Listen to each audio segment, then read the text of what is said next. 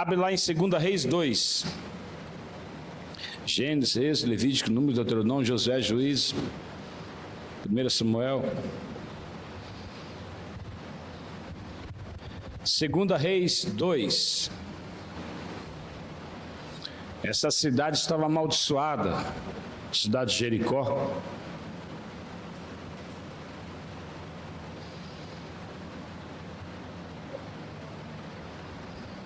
Segunda Reis 2, verso 19.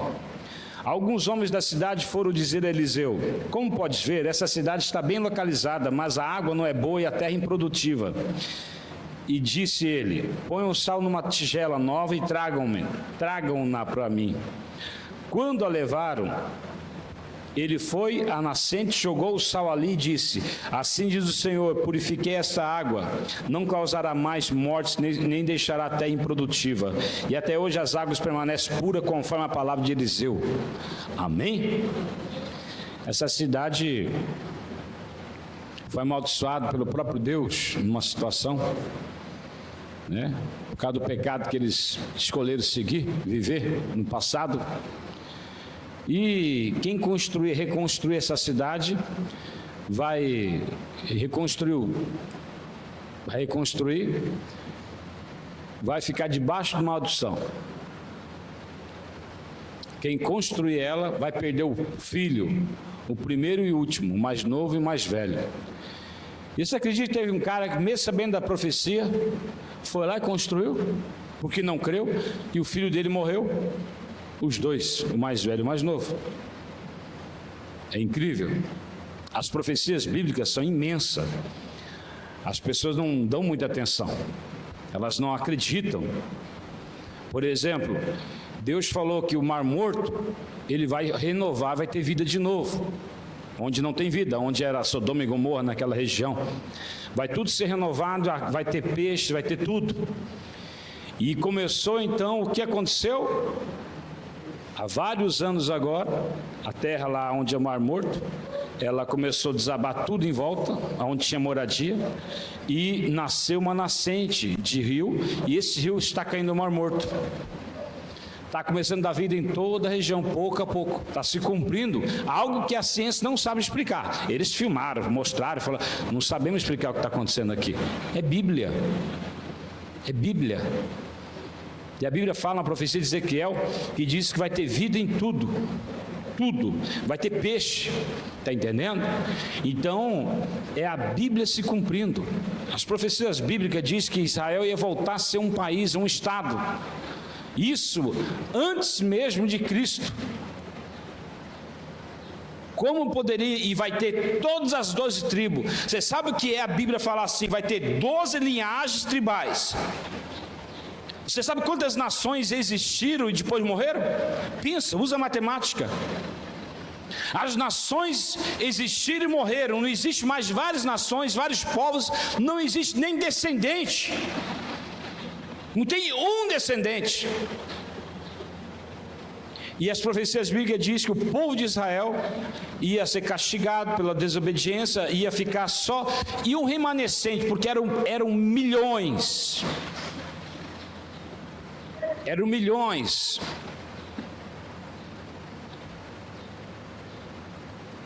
E de repente agora só tem 13 milhões de judeus lá em Israel.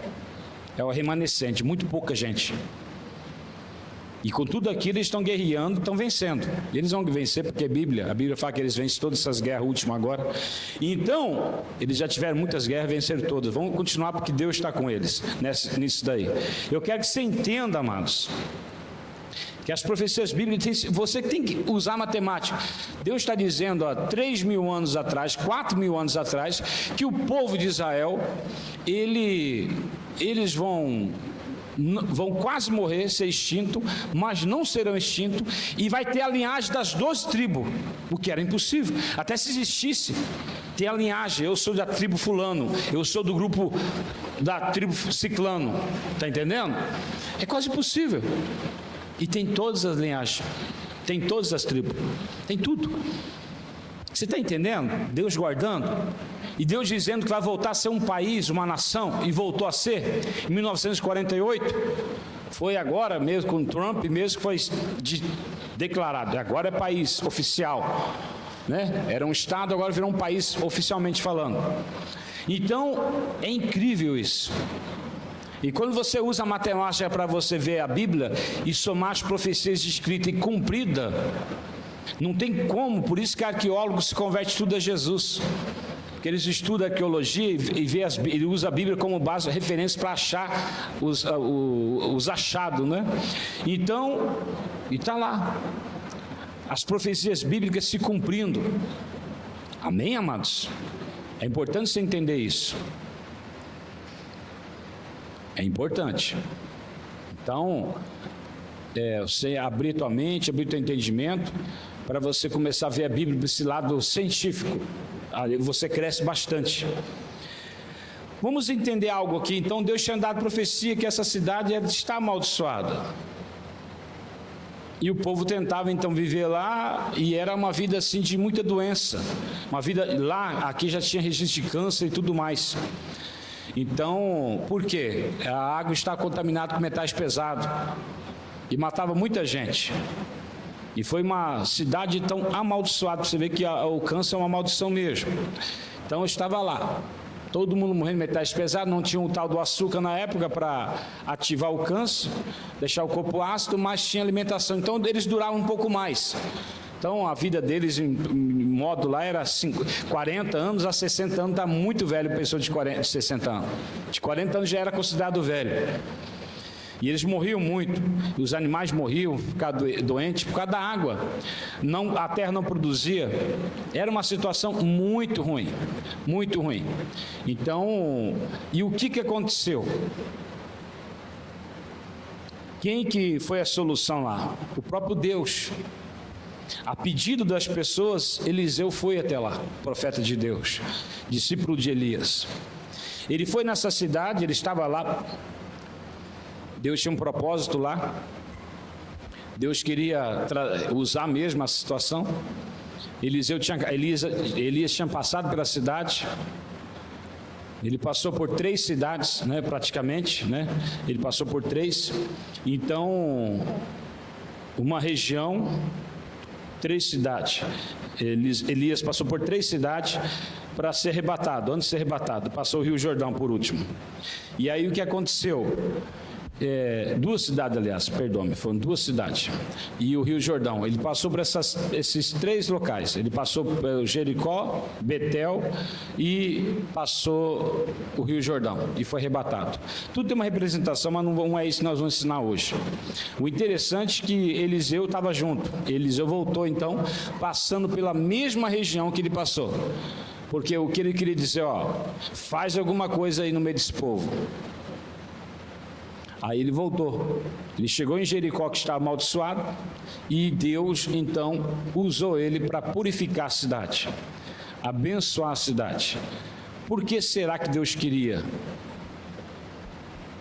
Certamente lá começou a morar um crente igual você, porque não tinha motivo de Deus quebrar a maldição, não haveria nenhum. Deus só quebra a maldição se uma pessoa está guardando a palavra na região. Está entendendo? Então, certamente um camarada começou a guardar a palavra lá, uma pessoa. Por que será que uma viúva só foi escolhida por Deus para sustentar na época da fome? Por quê? Não foi todas as viúvas. Porque aquela viúva começou a buscar quem? A Deus. E era uma viúva pesada de pecado. Viveu uma vida de pecado terrível. Uma vida muito terrível de pecado. E ela, historicamente, ela era prostituta ou cometeu assassinato, alguma coisa assim. Mesmo assim, ela buscou a Deus, Deus abençoou a vida dela, né? O texto sugere isso, Deus abençoou, o texto mostra isso. Então, Deus abençoou a vida dela, recuperou a vida dela. O amor de Deus é tremendo, amém? Quando há arrependimento. E por causa dela, o homem de Deus foi lá. E todo mundo prosperou na região. Por causa dela. Aqui também, certamente, uma pessoa, um grupo de pessoas começaram a buscar Deus de maneira correta. E é onde Deus então veio o quê? Em socorro. Quando você busca a presença de Deus, começa a alinhar a sua vida, endireitar a sua vida, usando a graça de Deus, até porque você não consegue deixar o pecado pela tua força, as coisas erradas, só em comunhão com Deus, só passando tempo jejuando, passando tempo orando, passando tempo meditando na palavra, é que você consegue alinhar a sua vida espiritual, amém? Se você quer alinhar a sua vida espiritual, deixar a sua vida espiritual boa, comece a separar um tempo com Deus todos os dias. Não é tentar ter uma vida santa, você não consegue ter uma vida santa, tenta ficar limpo. Tenta, você está na maior sujeira. Imagina você fazendo trampo de pedreiro o dia inteiro, ou mecânico. Tenta se limpar com apenas um pano seco. Alguém consegue? Está entendendo? Você tem que tomar banho, tem que ter sabão, tem que ter água. Amém? Então a água é um produto, não é a mesma água que você se limpa, você não é gato para se lamber, não é a mesma água que está dentro de você, é uma água de fora, certo? Certo. É assim que é o processo da limpeza, da comunhão com Deus. Você só tem que ajudar, você tem que estar lá e usar o produto que Deus te deu. A palavra de Deus é o produto que Ele deu para o cristão, amém? Para limpar o cristão. Se ele então entra na água, você vai ficar limpo. Ainda que a água não tenha sabão, se você ficar, quanto mais tempo você ficar lá, mesmo assim ela vai amolecer totalmente a sujeira e vai sair. Está entendendo? Então, a palavra de Deus, ela é água para a tua limpeza, aleluia, ela limpa você. Então tem que você tentar se esforçar a ser santo. Você começa a ler a palavra de Deus, automaticamente você começa a ficar santo naturalmente.